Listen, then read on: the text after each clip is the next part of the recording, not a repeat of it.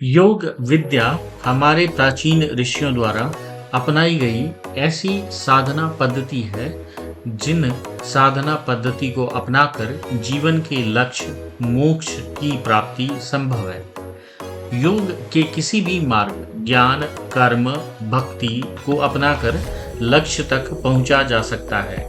ज्ञान मार्ग को अपनाकर सर्वोच्च अवस्था की प्राप्ति को ज्ञान योग कहते हैं। अपने कर्तव्य कर्म करते हुए कुशलतापूर्वक कर्मों को करना कर्म योग है तथा भक्ति मार्ग द्वारा ईश्वरीय सत्ता की दिव्य अनुभूति ही भक्ति योग है। इन तीनों को हमारे जीवन में अत्यंत महत्व है। भक्ति मार्ग का अनुसरण करते हुए ज्ञान की प्राप्ति होती है और विवेक ज्ञान द्वारा मनुष्य के कर्म स्वयं ही कुशल होने लगते हैं। इस प्रकार इन तीनों का हमारे जीवन में अत्यधिक महत्व है। भक्ति योग कर्म योग व ज्ञान योग का समन्वय जीवन को उच्च व दिव्य बनाता है। दिव्य व उत्कृष्ट जीवन ही मोक्ष की प्राप्ति संभव है।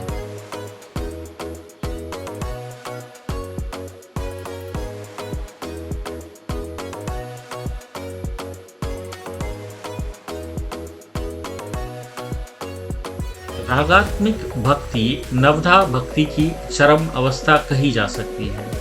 जब नवधा भक्ति अपनी चरम अवस्था को पार कर जाती है, उस स्थिति में हृदय में अलौकिक प्रेम प्रभावित होने लगता है। शास्त्रों में इसका वर्णन कुछ इस प्रकार किया गया है।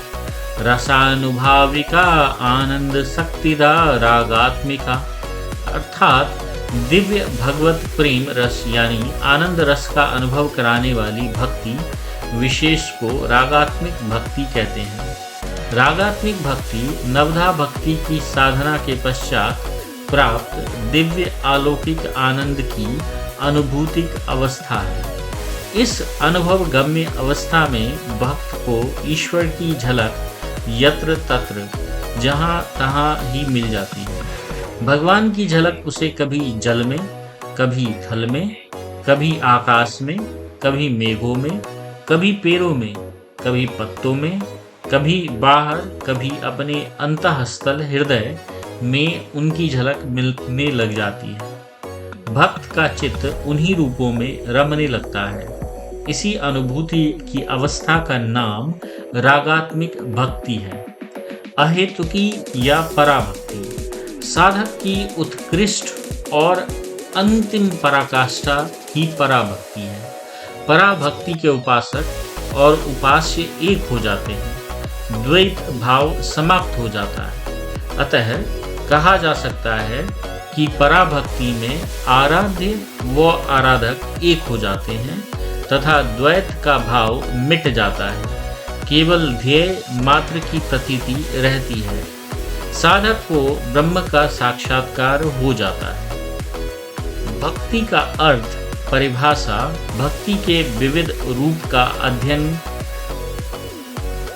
यह प्रश्न आपके मन में आ रहे होंगे, क्या भक्त भी विविध रूप से हैं? तो आइए इसके बारे में कुछ चर्चा करते हैं। जैसा कि विदित है, ईश्वर में परम अनुरक्ति ही भक्ति है। इसी प्रकार प्रभु के प्रति अनन्य प्रेम में डूब जाना भक्ति है। भगवान के भजन करना भक्ति है और जो भगवान का भजन पूजा आराधना जप ध्यान आदि करता है वह भक्त कहलाता है। भक्त ईश्वर की भक्ति किसी प्रयोजन से करता है और सभी भक्तों का प्रयोजन भिन्न भिन्न होता है तथा भिन्न प्रयोजन होने से भक्त भी भिन्न प्रकार के हैं। इन भगवत भक्तों को श्रीमद् भगवत गीता में इस प्रकार वर्णन किया गया है। चतुर्विधा भजन्ते माम जनाः सुकृतिनो अर्जुन आर्तो जिज्ञासुर अर्था अर्थी ज्ञानी च भर्तर्षभ। हे अर्जुन, 4 प्रकार के पुण्यशाली मनुष्य मेरा भजन करते हैं, उपासना करते हैं। वे हैं आर्थ जिज्ञासु अर्थार्थी और ज्ञानी। आर्थ भक्त प्रथम श्रेणी के भक्त हैं आर्त भक्त। ये वे भक्त हैं जब सांसारिक विपदाओं और कष्टों में घिर जाते हैं, तब उस समय ईश्वर को पुकारते हैं, उसकी भक्ति करते हैं तथा उसको आर्त भाव से पुकारते हैं, जैसे गजराज द्रौपदी। जिज्ञासु भक्त। जिज्ञासु भक्त वह है जो आत्म तत्व को जानने की जिज्ञासा रखता है। जिज्ञासु भक्त ब्रह्म तत्व के यथार्थ रूप से जानने की इच्छा रखने वाला होता है। वह इसी इच्छा से ईश्वर को भजता है, जैसे उद्धव और राजा जनक आदि। अर्थार्थी भक्त। अर्थार्थी भक्त वे भक्त होते हैं जो सांसारिक वस्तु, धन, वैभव, मान व एवं प्रतिष्ठा व स्त्री व पुरुष आदि प्राप्ति की इच्छा से ईश्वर की उपासना करते हैं। समस्त मानव व दानव इसी श्रेणी में आते हैं। ज्ञानी भक्त। ज्ञानी भक्त ऐसे भक्तों को कहा जाता है जो ब्रह्म ज्ञान की प्राप्ति के लिए, आत्म कल्याण की प्राप्ति के लिए ईश्वर की उपासना करते हैं। ऐसे भक्त ब्रह्म में चित्त को लगाए रखने के लिए ध्यान, समाधि का अभ्यास आवश्यक समझकर ब्रह्म के ध्यान समाधि में चित्त को लगाए रहते हैं। श्री कृष्ण ने श्रीमद् भगवद गीता में कहा है कि ज्ञानी भक्त मेरा ही स्वरूप है, ऐसा मेरा मत है। इस प्रकार सभी भक्तों में ज्ञानी भक्त श्रेष्ठ है। श्रीमद् भगवत पुराण में भक्तों को 3 श्रेणियों में विभाजित किया गया है। साधारण भक्त। साधारण भक्त के भक्त हैं जो ईश्वर की आराधना केवल मूर्ति के रूप में करते हैं। मध्यम भक्त। जो भक्त ईश्वर के प्रति उत्कृष्ट प्रेम, अनुराग रखने वाला तथा ईश्वर के भक्तों के प्रति मित्रता का भाव रखने वाला तथा अज्ञानी जनों के प्रति दया का भाव तथा शत्रुओं के प्रति उदासीनता का भाव रखने वाला होता है, वह मध्यम श्रेणी का भक्त है। उत्तम भक्त। उत्तम भक्त वह है जिनके अंदर समत्व का भाव हो, जिसके लिए अपने पराये में कोई भेद ना हो, अपनी तथा दूसरों की संपत्ति में अंतर नहीं रहता हो, अहंकार व अभिमान से दूर रहकर समत बुद्धि वाला ही उत्तम भक्त है। उत्तम भक्त मन, वचन, कर्म से ईश्वर के प्रति समर्पित होता है तथा सभी प्राणियों में ईश्वर का स्वरूप देखता है, उनसे निश्चल प्रेम करता है, उसे सर्वत्र ईश्वर के ही दर्शन होते हैं। जो ईश्वर का एक निष्ठ ध्यान करते हुए निंदा तथा स्तुति में सम रहता है, वही उत्तम भक्त है। इस प्रकार भक्ति योग के साधक की एक स्थिति यह आ जाती है जिसमें अपने पराये का भी ज्ञान नहीं रहता है। उपासक और उपास्य एक ही हो जाते हैं, यही पराभक्ति है। श्रीमद् भगवद गीता में श्री कृष्ण ने स्वयं कहा है, संतुष्टः सत्तम योगी यतात्मा दृढ़ निश्चयः मद्यार्पितो मनो बुद्धिर्यो मद्भक्त समे प्रियः। अर्थात जो सदा संतुष्ट, चित्त को अपने वश में रखने वाला, अपने मन में ब्रह्म मात्र का दृढ़ निश्चय करने वाला, मुझ परमात्मा मन तथा बुद्धि को समर्पित करने वाला योगी मेरा भक्त मुझे सबसे प्रिय है। इस प्रकार आनंद स्वरूप ब्रह्म को प्राप्त कर साधक स्वयं भी आनंदी बन जाता है। श्रुति का कथन है, आत्मे वेद सर्वम इति स वा एष एवं पश्यन्नेव मनवान एव विजानान भवति। छंदोग्य उपनिषद। अर्थात यह सब कुछ परमात्मा ही है। जो ऐसा देखता है, मानता है, ऐसा समझता है, वह परमात्मा में ही अनुराग तथा उसके स्वरूप में सुख तथा आनंद का अनुभव करता हुआ परमात्मा स्वरूप हो जाता है। साधक अपनी इच्छा के अनुसार जो भी साधन अपनाए, सभी का अंतिम लक्ष्य एक ही है।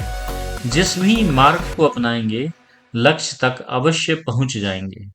आपने अध्ययन किया होगा कि इन साधना पद्धतियों को अपनाकर किस प्रकार उत्कृष्ट जीवन जिया जा सकता है। कर्म, भक्ति, ज्ञान का समन्वय हमारे जीवन को उच्च व दिव्य बना देता है। महर्षि पतंजलि ने 3 श्रेणियों में साधकों को बनाया है: उच्च कोटि, मध्यम कोटि, निम्न कोटि। अष्टांग योग की साधना महर्षि ने निम्न कोटि के साधकों के लिए उपयुक्त बताई है। निम्न कोटि के साधक वे साधक हैं जिन्होंने अभी तक अपनी साधना शुरू नहीं की है। उन्हें अष्टांग योग साधना का अभ्यास करना आवश्यक है। अष्टांग योग की साधना से चित्त शुद्धि व विवेक ख्याति की प्राप्ति होती है। अष्टांग योग साधना के 8 अंग हैं: यम, नियम, आसन, प्राणायाम, प्रत्याहार, धारणा, ध्यान, समाधि। इन 8 अंगों में प्रथम 2 यम व नियम मनुष्य के व्यवहार की शुद्धि करते हैं। हमारे अंदर दिव्य गुणों का अवतरण होता है। यदि यम व नियम का पालन न किया जाए तो साधक की स्थिति वैसी ही हो जाती है जैसे कमजोर बुनियाद वाली इमारत ज़्यादा दिन तक नहीं रहती है। उसी प्रकार साधक की स्थिति आसन व प्राणायाम, शारीरिक शुद्धि तथा प्रत्याहार, धारणा, ध्यान के सतत अभ्यास, इंद्रियों की शुद्धि व अंतः प्रज्ञा जागृत ही समाधि की प्राप्ति होती है।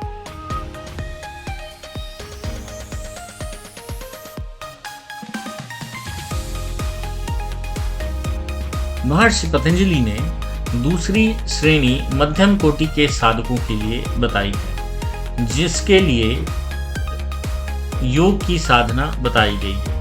उच्च कोटि के साधकों के लिए अभ्यास वैराग्य की साधना बताई गई है। वे ईश्वर प्रणिधान के द्वारा उच्च कोटि के साधक समाधि की अवस्था को प्राप्त कर सकते हैं। महर्षि पतंजलि ने इस प्रकार तीनों श्रेणियों के लिए साधनाएं बताई है।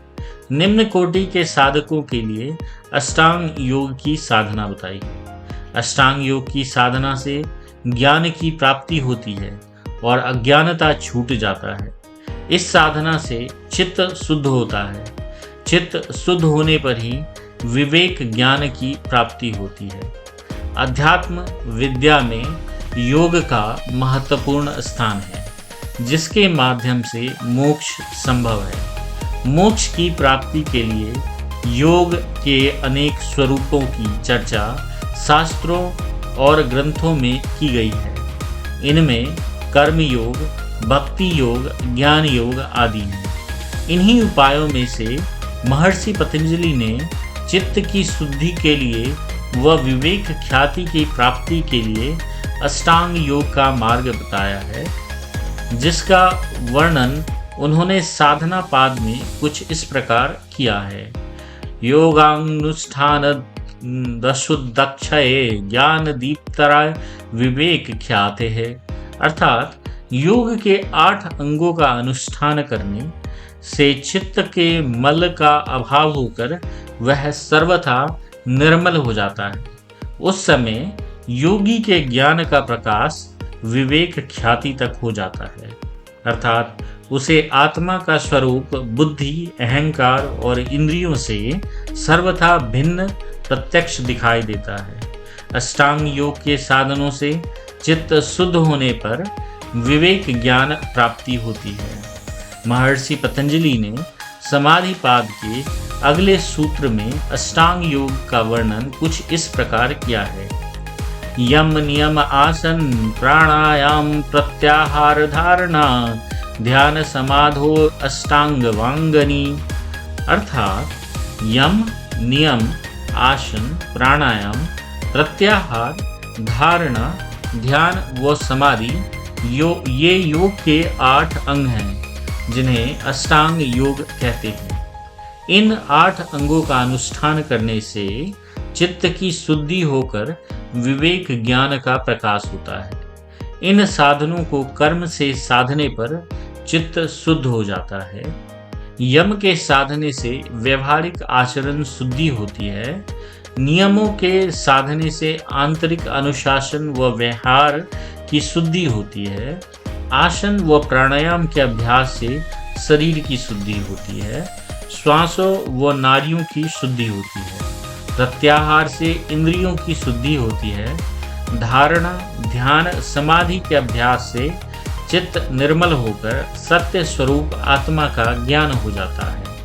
अष्टांग योग की 8 वह सीढ़ियां हैं जिन पर क्रम से चलकर समाधि की प्राप्ति होती है। अष्टांग योग के साधन के कुछ इस प्रकार हैं। बहिरंग योग। महर्षि पतंजलि ने अष्टांग योग में से यम, नियम, आसन, प्राणायाम, प्रत्याहार ये 5 योगांग बहिरंग साधन कहलाते हैं।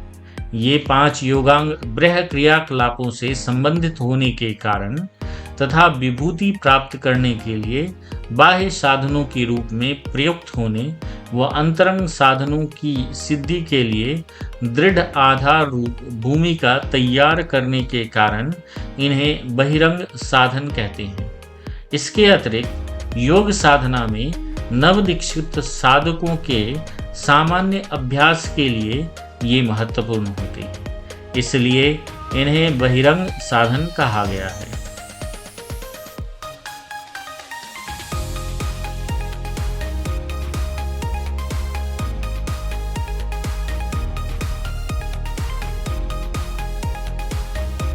यम अष्टांग योग का पहला अंग यम है। यम बाह्य आचरण को शुद्धि करता है।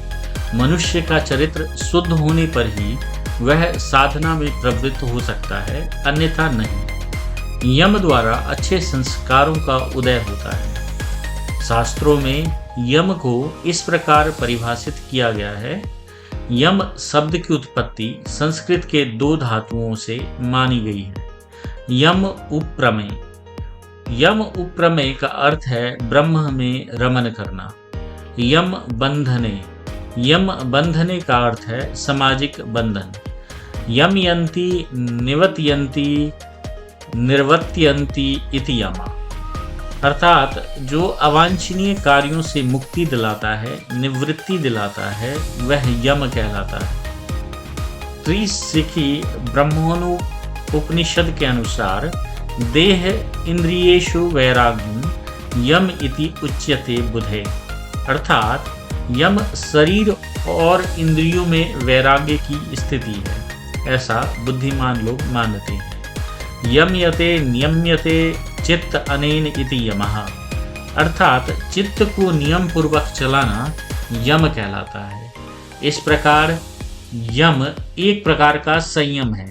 कायिक, मानसिक व वाचिक संयम को यम कहा जा सकता है। यम के अंतर्गत 5 तत्व आते हैं। महर्षि पतंजलि ने पतंजलि योग सूत्र में 5 प्रकार के यमों का वर्णन किया है। अहिंसा, सत्यास्ते, ब्रह्मचर्य, पारिग्रह यमः। अर्थात अहिंसा, सत्य, अस्तेय, ब्रह्मचर्य और अपरिग्रह ये 5 यम हैं। यम से मनुष्य का बाह्य आचरण की शुद्धि होता है। अहिंसा का अर्थ है मन, वचन, कर्म से किसी भी प्राणी को कभी भी किसी प्रकार से दुख ना देना, उनका उपकार ना करना अहिंसा है। किसी से द्वेष भाव रखना, दूसरों की भलाई ना देख सकना, शत्रुता का भाव रखना, ये सब हिंसा है। ऐसा ना करना ही अहिंसा है। योग दर्शन में महर्षि पतंजलि ने अहिंसा का वर्णन करते हुए लिखा है, वितर्का हिंसादयः कृतकारिता अनुमोदिता लोभ क्रोध मोह पूर्वका मृदु मध्याधि मात्रा दुख ज्ञानांत फला इति प्रतिपक्ष भावनम। इस पद से वितर्कों के स्वरूप का वर्णन किया गया है। इसके अनुसार हिंसा 3 प्रकार की होती है। कृत, कारित, अनुमोदित।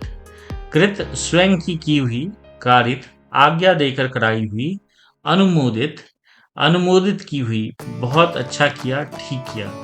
इस प्रकार हिंसा 3 प्रकार की होती है। यहाँ हिंसा भी अज्ञान के कारण ही होती है।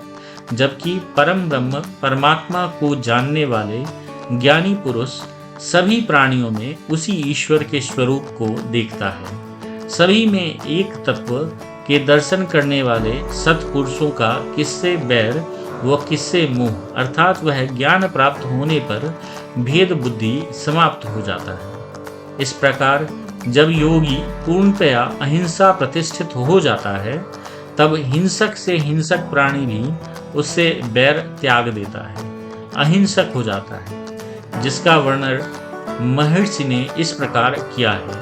अहिंसा प्रतिष्ठायाम तत् सन्निधो बैर त्याग अर्थात अहिंसा प्रतिष्ठित हो जाने पर योगी के निकट हिंसक प्राणी भी बैर त्याग कर मित्रवत हो जाते हैं। अभिप्राय यह है कि योगी के हिंसा भाव का सर्वथा अभाव हो जाने पर केवल मनुष्य ही नहीं वरन हिंसक वन्य पशु पक्षी भी हिंसा का त्याग कर देते हैं। योगी को अभयता प्राप्त हो जाती है।